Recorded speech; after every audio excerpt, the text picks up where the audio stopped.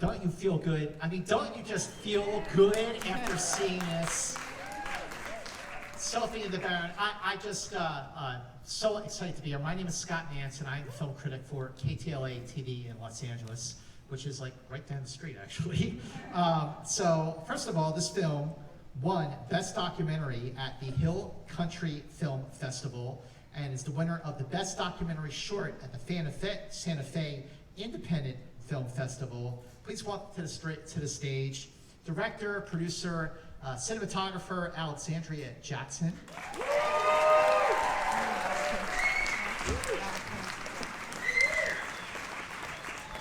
And please welcome the lovely and extremely talented Sophie Kipner.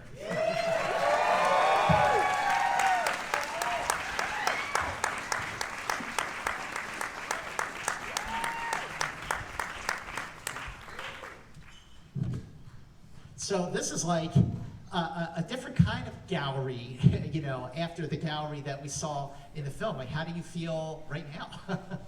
Totally surreal, for sure. Yeah, it's incredible. Thank you for all coming. Well, we all know, really, that is the best vodka tonic ever served. Should have kept something. But what I want to know is how did your collaboration on this start? Let's start with you, Alex. Sophie and I are cousins, and so we've known each other forever.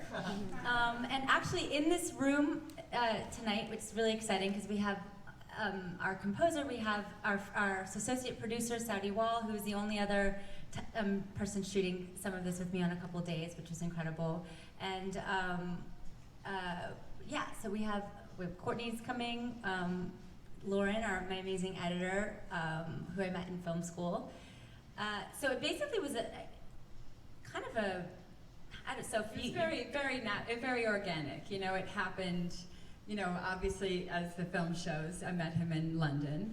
And then when he came out and we were sort of starting this collaboration, and Alex was there, you know, seeing what was going on, really. Well, I bring up all the friends because it sort of was fortuitous. It kind of happened really naturally, and yeah, there was I think there wasn't a plan of what would happen, and I think, you know, Alex has been, ever since I remember her whole life, has always had a camera in her hand and documented things, and so it was very natural for her to just start, you know, documenting what was going on, and Baron and I being in the room, and our relationship, I think it just sort of happened where I mean, she's trained, she went to film school and has worked on lots of projects.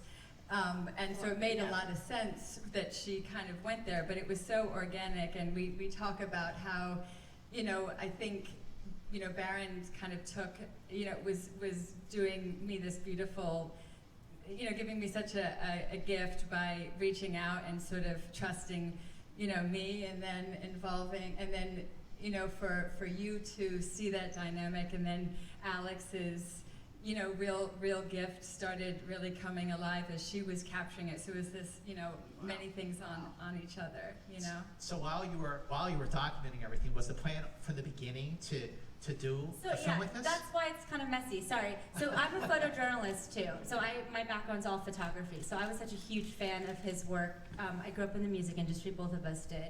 And I guess it's hard to pinpoint an exact beginning because it just really sort of started to happen. And as I began to watch their relationship unfold, I fell in love with their dynamic, the two of them, how Baron was opening his world and life and letting Sophie, this newer artist. It's really about artists helping artists and allowing collaboration in that way and mentorship, right? So they had this fun dynamic, but he really opened up his world and work and to Sophie in the same way that he did with me as well. So there wasn't an exact, you know, and that's why I bring up everyone, because it was this weird thing where it's a confluence of friends, right? Because Joel, our composer, just got on board, and Lauren, you know, from film school, and Saudi was shooting. We're like, why not? Let's. She's like, we should get this down, you know. And so we just started to do it, and then of course, a couple of days into it, I started to see a really beautiful story, and that's when I really drove it and kept at it and said, you know, no guys, we need to keep filming this. I flew up to Santa Fe. No, we need to keep this going. So every time he'd come back, we'd shoot. And then there was more of a, you know, But I think even purpose as to she it, was but- shooting, you said, it started to come alive in your eyes with the animation, and she can't, I think, help herself by seeing how it would start to fit together into, crafting it into a real story, and we talk about how, she's been such a supporter of me doing this and, with my art, and then with Baron, and then to see, you showcase her art, through making this film. It was really beautiful how all of it kind of came together.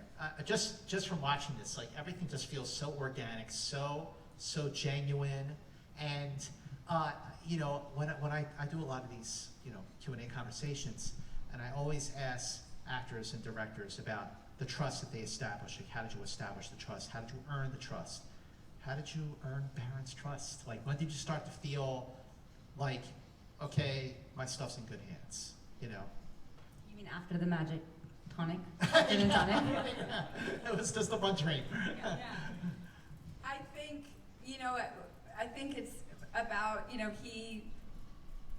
we talk about, with that whole thing of artists helping artists and reaching out and helping and in different mediums like that. I think it's really important for people to help each other, and for someone like me to get a little bit of validation or to tap on the back, was kind of just what I needed. And then Baron also did that with you every step of this process. They were so close. Yeah, he was very involved in the edit and all the. I mean, right? we're going off on a different thing, but he was incredibly involved in this film and was really proud of it. He loved Sophie so much and loved her work and was so excited to have it reinterpreted in a different way, which is really cool to open your work up like that, especially when it's so iconic and known too. Just every minute, every second of this film just feels so authentic. Like you could just feel the comfort that absolutely the three of you had. Yeah. But when it comes to doing the contours, like on average, how long does it take you to do a blind contour on average? I think it changes so much. That initial step is quite quick, because it feels intuitive and emotional, and you have to be in the moment with it. But the shading is what takes it a lot. It takes a long time, and also you have to kind of get it right. So it might take me a lot of times to get it so it feels like the person. It can't just be like, you do it and then that's it. It's got to end up feeling like that person. So sometimes I get it right away, and sometimes it takes me a while. But that's all part of it. And that kind of leads with Alex being there in the room, because we're so comfortable. I think I was able to sort of get in the zone and kind of ignore her, because I know her so well, and I could talk all the crazy talk I was doing, not thinking that anyone would ever hear it.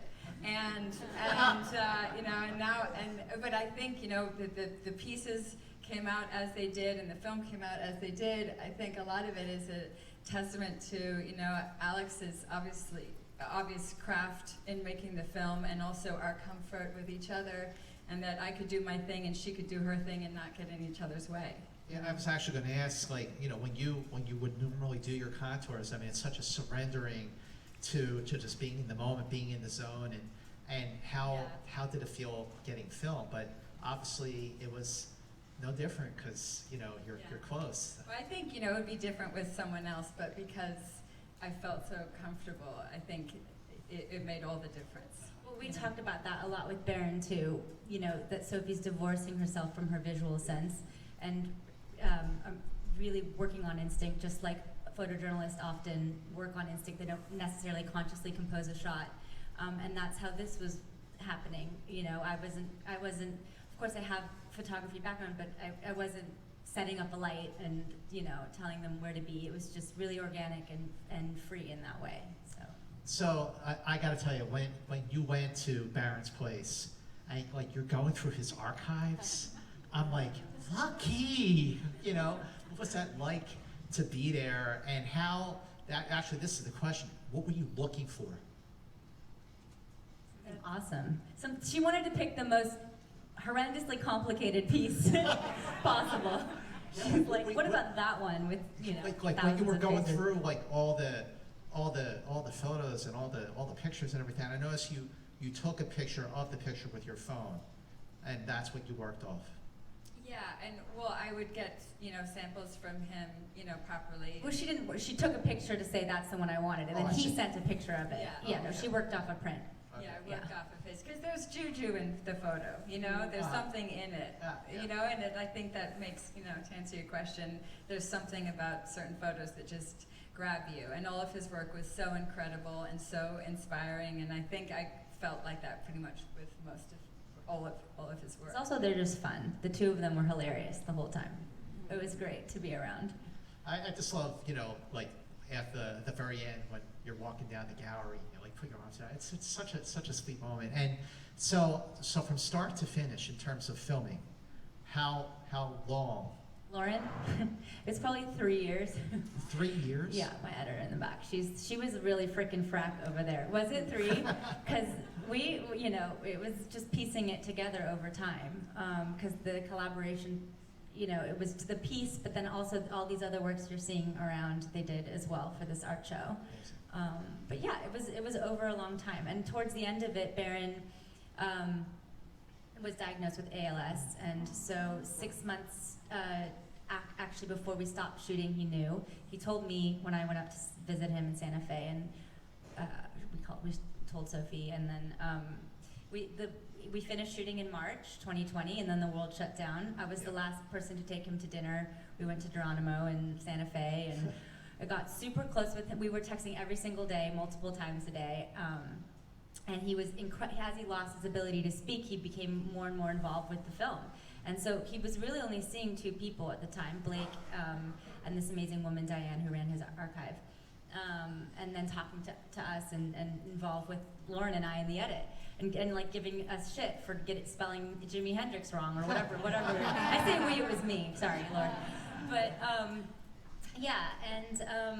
he was incredibly proud of it. He called it the bookend to his life as a photographer and friend, and he watched it 3 times the day before he died. Yeah. He was so proud of Sophie. Yeah, it was really special to know that he loved it so much, and he was so involved throughout every step. So it was beautiful to see. Wow. So 3 years. And Lauren Brown. Lauren, are you here? Hi, Lauren. So Lauren, stand up because you have to take a bow because 3 years to 31 minutes. I would love to hear how you were able to just find just the right sweet spot for this film to bring it in at 31 minutes. That must have been a massive... We had really great help. Mary's here. Michael Morris gave us amazing notes. One of our producers, Courtney Cox, gave us incredible notes. Our other producer, Joanna Natasagara, who I met in Palestine on a very different movie, was amazing. We really just opened it up to our very clever friends and had help. And I think that's a lot of it. Yeah. Michael Morris gave us some really fucking great notes. Where is Mary? There's a lot Thank of you. mentors helping, mentors Yeah, it's helping. exactly, and everyone's happy to help and will want to, they saw something special in it, but it was fun. We enjoyed it. We love sitting in the room with them. So on top of everything with this film, so here's Baron saying, say yes to everything and assume success, and it's going like, man, this is exactly what we need right now. Just like this inspiration and aspirational collaboration, something positive. The only part of the person I heard say yes to everything was William Shatner, so that's good company. But I would love to hear more about that how involved Baron was in the editing and the... Well, I'll say one thing because our composer's here, and this is, I think, his first time, Joel Taylor, seeing it on a big screen, which is awesome. Because of COVID, we were in a bunch of... Yes, Joel. And Harrison Kipner is also here, Sophie's brother, who had 3 amazing songs in the film as well. By the way, On a Moment's Notice is terrific. Well, I wanted to say that Baron cried at the end of the film every time. He loved that song so much, and he just got hit by it. Yeah. It gets me every time. I've seen it a lot. It's obvious how you can see how much Baron inspired you. How do you feel like you inspired him? Ooh, Yeah, that's a good one. that's a great question. I mean, she gave him a new lease on life. Yeah. Her reinterpretation of his work really, I mean, COVID sucks. It sucked and sucks, continues to suck. And they were, he got to hang out with Sophie all the time, you know, and was really, and loved what she was doing with it. Yeah, He really did. It was something new out of something old and iconic, you know? I just loved, and I was just so in love with his work, you know, as we all were, everyone involved with it was, and I think, you know, giving attention, I mean, he's had such an incredible career, and his work still continues, you know, to live on, and especially with this beautiful film, it will be able to do so, and even more, you know, through other channels and in other ways, and I think he was excited about that. You know, we're able to sort of really explore his archives and what he had done, and talking about all of his incredible stories and adventures. It was so exciting to be around, and I think we all just fed off of each other, you know. Were there any photos, like when you were going through his archive, because you picked, what, 25, ultimately, that you did? Well, for your not gallery? of his. It was the show included other works that I had that weren't only Oh, I his. see. Yeah, it was a collection of his that were part of the show. Gotcha, Yeah. gotcha. So were there any photos that you almost like did and like, no, I'll do these. I've got my hands full with these others. Yeah, like some of them, I did a Taj Mahal one that I love Taj Mahal and I loved the photo, but I didn't quite get it right. It was kind of an interesting back and forth where, you know, that was part of the collaboration, you know, but it didn't quite work, and Oh, is that what you mean? There was one that he was actually confused about. Oh, So yeah. is that the Jimi Hendrix right there, over there, that shot Sophie chose to reinterpret, and he thought he had also shot the most famous Jimmy photo ever of him wailing with the guitar with him sort of an O, yeah, you know, an and that ecstasy. orgasmic kind of mid, Yeah, whatever. that's the one that Baron thought she was doing. Oh, I see. And actually she was doing this one, and so he was like, I don't know, I love everything you're doing, but it's not quite, like, it's just missing. And then when you realize, oh, it wasn't even the one that you were Yeah, doing, it was yeah. this fun. He's like, the mouth is different. The mouth doesn't feel quite right. And I was like, no, I feel like he's having a relation, you know, he's like really, he's a part of the guitar, he's part of the music, you know, and I was trying to go on with that, and he didn't know until I don't know I if showed that's what you were going for, but that was one confusion.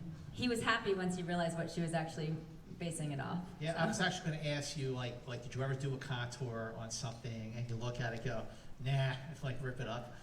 yeah, or paint over it a lot. Yeah, That happens. What? So you said that doing this gave Baron a new lease on life. You just see how up he was. How did working with him give your creativity a new lease? You know what I mean? I mean, look where we are. Right. Thanks, Oh, Baron. that's true. It's literally Baron puppeteering this whole thing.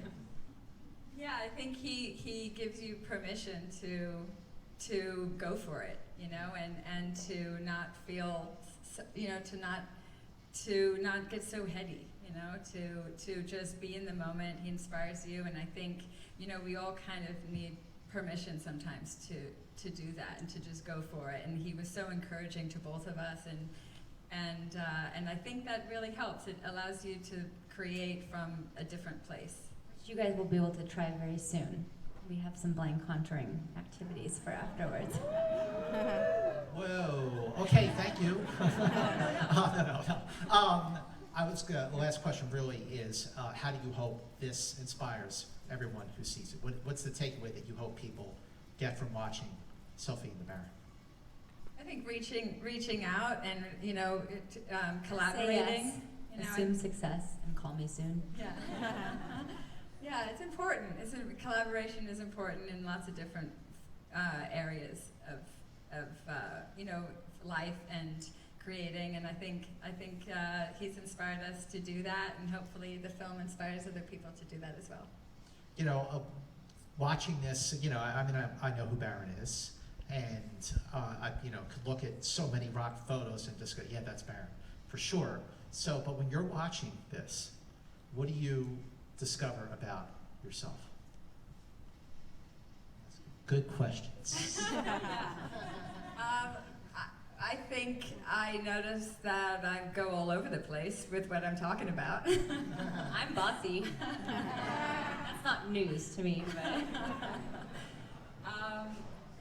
Yeah, I was kind of, it's interesting. I mean, I never thought I would see myself in the middle of doing what I'm doing, you know. It definitely looks like I'm in a weird trance, you know.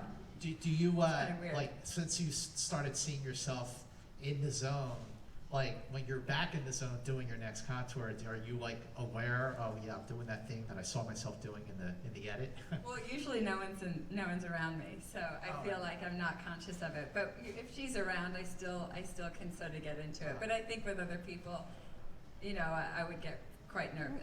You know, it takes you out of the moment a little bit, you know, or then you become aware of yourself. How proud are both of you that not only that you have this wonderful film, but that you just had this whole experience to work together, to work with Baron? Coolest thing in the world. I mean, who gets to do a movie with all their best friends? Weird. We're so lucky. Yeah, I feel the same way. I feel like that from the beginning it was about saying yes to things, and then look what's happened, and the fact that it's got this life and it's getting out in the world and people are getting to see it. It's so cool, and like what Alex said, to get to hang out with people who you love and everyone coming together to make something amazing is pretty cool. Gin and tonics for everybody. Ladies and gentlemen, thank you so much, Alexandria. Really, we're in a blind concert. Please try it. It's so fun.